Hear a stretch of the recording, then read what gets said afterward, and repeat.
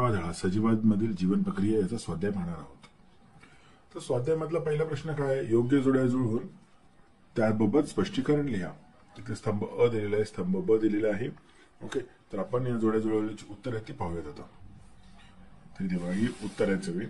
तर बीजांडाच्या दिशेने होणारी परागनलिकेची वाढ, रसायन अनुवर्ती हालचाल, प्रारोह संस्थेची होणारी वाढ, प्रकाशानुवर्ती हालचाल, मूळ संस्थेची होणारी वाढ, गुरुत्वानुवर्ती हालचाल, पाण्याच्या दिशेने होणारी वाढ, जलानुवर्ती हालचाल. ओके, तर पुढचा प्रश्न बघू आपण. पुढचा प्रश्न पाहण्याआधी आपण प्रश्नांची जे जोड्या जुळवाचे जे स्पष्टीकरण होते तेही पाहूयात. तर बीजांडाच्या दिशेने होणारी परागनलिकेची वाढ. तर रसायन अनुवर्तन म्हणजेच विशिष्ट रसायनांना वनस्पतीच्या ठराविक भागांना दिलेला ठराविक भागांनी दिलेला प्रतिसाद, वनस्पतीच्या भागांची या प्रतिसादामुळे हालचाल होते. त्याच्यानंतर प्रारोह संस्थेची होणारी वाढ, प्रकाशानुवर्ती हालचाल. तर वनस्पतीची प्रारोह संस्था प्रकाशाच्या दिशेने वाढ दर्शवते, यामुळे प्रारोह संस्था ही नेहमीच प्रकाशानुवर्ती हालचाल दर्शवते. आता मूळ संस्थेची होणारी वाढ, तर गुरुत्वानुवर्ती हालचाल. तर वनस्पतीची मुळे गुरुत्वाकर्षणाच्या दिशेने हालचाल दर्शवतात, म्हणून मूळ संस्थेची वाढी गुरुत्वानुवर्ती हालचाल आहे. आणि शेवटचा मुद्दा, पाण्याच्या दिशेने होणारी वाढ ह्याला जलानुवर्ती हालचाल म्हणतात. तर जलानुवर्ती हालचाल दर्शवणारे वनस्पतीचे भाग म्हणजे पाण्याच्या दिशेने होणारी वाढ दाखवितात. वनस्पतीची मुळे जलानुवर्ती हालचाल दर्शवितात, मुळे पाण्याच्या दिशेने जातात. आता परिच्छेद पूर्ण करा. प्रश्न दुसरा. ओके, त्याच्या रिकाम्या जागा मी भरलेल्या आहेत. तर शेगडीवर दूध तापवण्यासाठी ठेवली होती. रसिका टीव्ही पाहण्यात मग्न होती. तेवढ्यात तिला काहीतरी जळाल्याचा वास आला. ती धावतच स्वयंपाकघरात आली. दूध उकळून पातेला बाहेर येत होतं. क्षणात तिने पातेले हाताने पकडले, पण ती लगेचच ओरडली व पातेले सोडून दिले. ही कृती चेतापेशींद्वारे नियंत्रित झाली. ओके, या पेशीतील वृक्षिकाच्या वैशिष्ट्यपूर्ण टोकाकडून माहिती ग्रहण केली गेली. तिथून ही माहिती पेशिकायाकडे गेली व तिथून अक्षतंतूच्या टोकाकडे पाठविली गेली. टोकाकडे निर्माण झालेली रसायने चेतापेशींच्या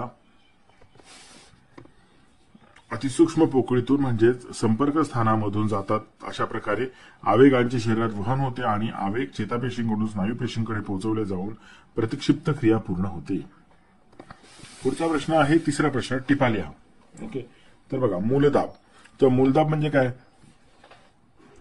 तर मूलदाब म्हणजे मुळांच्या पेशीत निर्माण होणाऱ्या दाबाला मूलदाब म्हणतात. या पेशी जमिनीतील पाणी आणि खनिजे यांच्या संहतीत फरक असतो. यामुळे पाणी आणि खनिजे जमिनीतून मुळांच्या पृष्ठभागावरील पेशींमध्ये शिरतात. पेशी त्यामुळे ताठर बनतात. त्यांच्या लगतच्या पेशींवर त्या मूलदाब निर्माण करतात.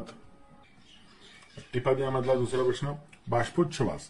वनस्पतीच्या पानावर पर्णरंध्रे असतात, त्यातून बाष्परूपाने पाणी बाहेर टाकले जाते, यालाच बाष्पोत्सर्जन म्हणतात. तसेच पानांमार्फत बाष्पीभवन प्रक्रियेमुळे पाणी वातावरणात सोडले जाते. यामुळे पाण्यातील पाण्याचे प्रमाण कमी होते. पाण्याची कमतरता भरून काढण्यासाठी मूलदाबाचा परिणाम रात्रीच्या वेळी पाणी वर ढकलतात. ओके, चेतापेशी. तर चेतापेशी या शरीरात एका ठिकाणापासून दुसऱ्या ठिकाणी संदेशवहनाचे कार्य करत असतात. मानवी चेतासंस्थेतील रचनात्मक आणि कार्यात्मक घटक म्हणजे चेतापेशी होय. शरीरातील सर्व पेशींपैकी ही पेशी आकाराने सर्वात मोठी असते. चेतापेशींचे प्रमुख भाग, वृक्षिका, अक्षतंतू व पेशिकाया. चौथा टिपाद्याचा प्रश्न बघा काय, तर मानवी मेंदू. मानवी मेंदू अत्यंत विकसित आहे. मेंदू चेतासंस्थेचे नियंत्रण करतो. कार्पेरमध्ये तो संरक्षित असतो. प्रौढ मानवी मेंदू सुमारे 1300 ते 1400 ग्रॅम वजनाचा असतो. त्यात सुमारे 100 अब्ज चेतापेशी असतात. मेंदूचे 3 महत्वाचे भाग असतात, प्रमस्तिष्क, अनुमस्तिष्क व मस्तिष्क पुच्छ. प्रतिक्षिप्त क्रिया. तर पर्यावरणातील एखाद्या उद्दीपनाला अनैच्छिकरित्या क्षणार्धात तत्काळ दिलेला प्रतिसाद म्हणजे प्रतिक्षिप्त क्रिया. अशा क्रियांवर आपण विचार न करता आणि आपले नियंत्रण नसताना प्रतिक्रिया देतो. अशा परिस्थितीत मेंदूशिवाय नियंत्रण आणि समन्वय योग्य प्रकारे राखला जातो. प्रतिक्षिप्त क्रियामार्ग, ज्ञानेंद्रिय, संवेदी चेतापेशी, मेजारज्जू, सहयोगी चेतापेशी, प्रेरक चेतापेशी, स्नायूपेशी किंवा ग्रंथी. आलं लक्षात. आता पुढचा प्रश्न आहे चौथा प्रश्न, खाली नमूद ग्रंथींची संप्रेरके व कार्य स्पष्ट करा. ओके, तर पियुषिका किंवा पिच्युटरी. ओके, तर संप्रेरके आणि कार्य असे 2 भाग पाडले. तर वृद्धी संप्रेरके, अधिवृक्क ग्रंथी संप्रेरके, औटुग्रंथी संप्रेरके, प्रोलेक्टिन, ऑक्सिटोसिन, ल्युटिनायझिंग हार्मोन प्रतिमूत्रल संप्रेरके व पुटिका ग्रंथी संप्रेरके. आता कार्य बघा, तर वृद्धी संप्रेरकांचं कार्य हाडांच्या वाढीला चालना, मग अधिवृक्क ग्रंथीच्या स्रावणाला चालना, आउटू ग्रंथीच्या स्रावणाला चालना, मातेस दुग्धोत्पादन करण्यास प्रवृत्त, मूल जन्मास येता गर्भाशय अंकुचित करणे, मासिक पाळी नियंत्रित करणे, शरीरातील पाण्याचे प्रमाण नियंत्रित करणे, जनन ग्रंथीची वाढ नियंत्रित करणे. ओके, हे पिट्युटरी ग्लँडची कार्य सगळी. मग थायरॉइड, त्याला आउटू ग्रंथी कसं म्हणतात. थायरॉक्सिन शरीराची वाढ व चयापचय क्रिया नियंत्रित करणे, कॅल्सिटोरिन कॅल्शियमच्या चयापचयाचे व रक्तातील कॅल्शियमचे नियंत्रण करणे.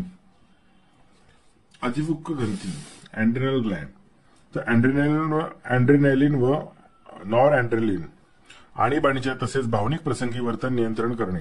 आणि कॉर्टिकोस्टेरॉइड, तर सोडियम आणि पोटॅशियमचे संतुलन व चयापचय क्रियेला उत्तेजन. Na म्हणजे सोडियम, K म्हणजे पोटॅशियम. मग यौवनलोपी ग्रंथी थायमस, ओके, थायमसिन, त्याचं संप्रेरक आहे थायमोसिन आणि प्रतिकारशक्ती निर्माण करणाऱ्या पेशींवर नियंत्रण ठेवणे हे त्याचं कार्य. आता पुढे वृषण ग्रंथी म्हणजे टेस्टाईज, तर त्याचं संप्रेरक कोणतं, टेस्टोस्टेरॉन. आणि कार्य काय, तर पुरुषांच्या दुय्यम लक्षणांचा विकास, जसे दाढी मिशा येणे, आवाजात घोगरेपणा येणे. त्याच्यानंतर अंडाशय ओव्हरी, त्याचं संप्रेरक कोणतं, इस्ट्रोजन आणि प्रोजेस्ट्रॉन. तर स्त्रियांमध्ये गर्भाशयाच्या अंतस्तराची वाढ, स्त्रियांच्या दुय्यम लैंगिक गुणांचा विकास करणे, गर्भाशयाच्या अंतस्तरास गर्भधारणेसाठी तयार करणे, गर्भधारणेसाठी मदत करणे, हे त्याचे कार्य. आता पुढचा प्रश्न आहे मित्रांनो, की सुबक व नामनिर्देशित आकृत्या काढा. तर या आकृत्या तुम्हाला स्वतःच काढायच्या आहेत. तर पहिलं काय दिलं, मानवी अंतस्त्रावी ग्रंथी. तर पुस्तकामध्ये पान नंबर 176 वरती ही आकृती आहे. ओके, ही आकृती तुम्हाला काढायची. ही ते नामकरण पण करायचं, सगळ्या नावं द्यायची. अधचेतक, तृतीय नेत्र ग्रंथी, पीयूषिका ग्रंथी, आउटू ग्रंथी व परावटू ग्रंथी, यवनलोपी ग्रंथी, वृक्कस्थ ग्रंथी, अंडाशय आणि वृषण. ओके, चला पुढची आकृती बघू आपण. आता पुढची आकृती आहे मानवी मेंदूची. ओके, इथे बघा, प्रमस्तिष्क, अनुमस्तिष्क, मेरुरज्जू आणि मस्तिष्क पुच्छ. आणि मस्तिष्काच्या घड्या दाखवायच्यात आपल्याला. अनुमस्तिष्क सेतू, मेरुरज्जू, अनुमस्तिष्क आणि मस्तिष्क पुच्छ. ओके, या आकृती नीट बघून घ्या, अशा काढायची तुम्हाला. पुढची आकृती आहे नेफ्रॉन्सची. पान नंबर 167 वरती ती दिलेली आहे. तर इथे बघा, बोमन संपुट, दुरस्थ संवलिका, ग्लोमेरुल्स, समीप संवलिक नलिका, हे सगळं आकृती. बाह्यांग, मध्यांग, हेनले लूप, ओके, संचयी नलिका आणि मूत्रवाहिनीकडे आणि वृक्क, हे सगळं आकृती आपल्याला काढायची पूर्ण व्यवस्थित. आता ही चेतापेशीची आकृती पान नंबर 171 वर दिलेली बघा, नीट बघून घ्या आकृती. आणि याच्यानंतर आहे मानवी उत्सर्जन संस्थेची आकृती, ती पण पाहूया आपण. आता ही आकृती आहे मानवी उत्सर्जन संस्थेची. ओके, तर ही आकृती पण काढायची. पान नंबर 167 वरती दिलेली आकृती. पूर्ण नावं व्यवस्थित द्यायची आहेत, व्यवस्थित पाठ करा आकृती, म्हणजे तुम्हाला परीक्षेत काही अडचण येणार नाही. आता प्रश्न 6वा, पुढील प्रश्नांची उत्तरे लिहा. तर मानवी शरीरातील रासायनिक नियंत्रण कसे होते हे सांगून काही संप्रेरकांची नावे व त्यांची कार्यविषद करा.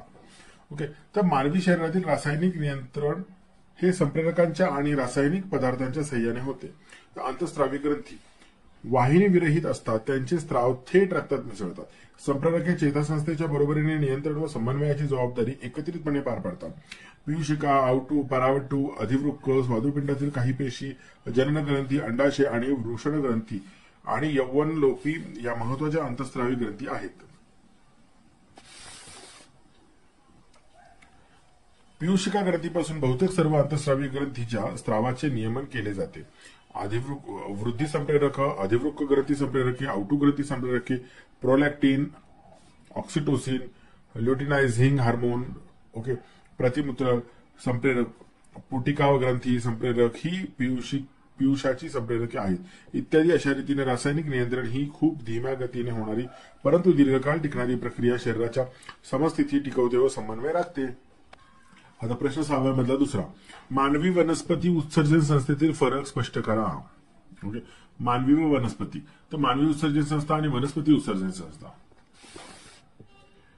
तर इथे बघा, मानवात उत्सर्जित पदार्थ विषारी ठरतात, त्यामुळे ते वेळेत शरीराबाहेर टाकणे आवश्यक आहे. तर वनस्पतीत उत्सर्जित पदार्थ झाडाच्या सालीत साठवून ठेवले जातात. युरिया, युरिक व आम्ल, ओके, तसंच युरिक ऍसिड म्हणजे आम्ल, युरिक आम्ल, अमोनिया हे मानवातील उत्सर्जित पदार्थ आहेत. तर रॅफाइड्स, राळ, चीक, गोंद असे वनस्पती उत्सर्जित पदार्थ आहेत. ओके. तर मानवातील उत्सर्जन क्रिया क्लिष्ट असते, त्यासाठी विकसित अवयव असलेली उत्सर्जित संस्था असते. तर वनस्पतीमधील उत्सर्जन क्रिया सोपी असते. वनस्पतीमध्ये टाकाऊ पदार्थ बाहेर टाकण्यासाठी विशेष उत्सर्जक अवयव नसतो आणि रक्ताची गाळण प्रक्रिया होऊन नायट्रोजन युक्त पदार्थ बाहेर टाकले जातात आणि विसरण क्रियेद्वारे वायुरूप पदार्थ बाहेर टाकले जातात. आता तिसरा प्रश्न 6 मधला, वनस्पतींमधील समन्वय कशा प्रकारचा असतो याचे सोदाहरण स्पष्टीकरण द्या. तर वनस्पतीमध्ये प्राण्यांप्रमाणे चेतासंस्था किंवा स्नायू संस्था नसतात. बाह्य उद्दीपनास प्रतिसाद म्हणून वनस्पतीच्या कोणत्याही भागाची हालचाल होते, काही वेळा वाढ होते. अशा प्रकारच्या हालचाली म्हणजे वृद्धी संलग्न आणि वृद्धी असंलग्न हालचाली म्हणतात. या वनस्पती समन्वय घडून आणतात. आता स्वाध्यायातला शेवटचा प्रश्न, 7वा प्रश्न, तुमच्या शब्दात सोदाहरण स्पष्टीकरण करा. त्यातला पहिला प्रश्न आहे, समन्वय म्हणजे काय? तर शरीरात विविध क्रियाची पद्धतशीर नियमन म्हणजे नियंत्रण होणे होय आणि या क्रिया क्रमवार घडून आणणे म्हणजे समन्वय. बहुपेशीय सजीवात विविध अवयव संस्था कार्यरत असतात. दुसरा प्रश्न, मानवी उत्सर्जन प्रक्रिया कशी चालते? तर मानवी उत्सर्जन संस्थेत 2 वृक्क, 2 मूत्रवाहिनी, 2 मूत्राशय आणि मूत्रोत्सर्जक नलिका या अवयवांचा समावेश होतो. वृक्कामार्फत रक्तातील टाकाऊ पदार्थ आणि जास्तीचे अनावश्यक पदार्थ वेगळे करून मूत्र तयार केले जाते. मूत्र तयार होण्याची प्रक्रिया मानवी उत्सर्जन प्रक्रिया होय. त्याच्यानंतर पुढचा प्रश्न, तिसरा प्रश्न, ओके. तर वनस्पतीमध्ये उत्सर्जन मानवी जीवनास कसे उपयुक्त ठरते? तर वनस्पतीसाठी जे पदार्थ उत्सर्जित असतात त्यातील बरेचसे पदार्थ मानवाला उपयुक्त असतात. उदाहरणार्थ रबराचा चीक यापासून रबर बनवले जाते. वनस्पतींची पाने ठराविक ऋतूत गळतात, हेही उत्सर्जनाचे कार्य आहे. या पानांमुळे खत निर्मिती होते. आता वनस्पतींमधील परिवहन कसे होते बघा. तर वनस्पतीमधील परिवहन मूलदाब व बाष्पोच्छवास या 2 प्रक्रियांमुळे होते. तर त्याचप्रमाणे स्थानांतरण प्रक्रियेने रसवाहिन्यांमार्फत अन्नाचे परिवहन वनस्पतीच्या गरजेनुसार होते. वनस्पतीच्या संवहनी संस्थेतून जल आणि रसवाहिन्या असतात.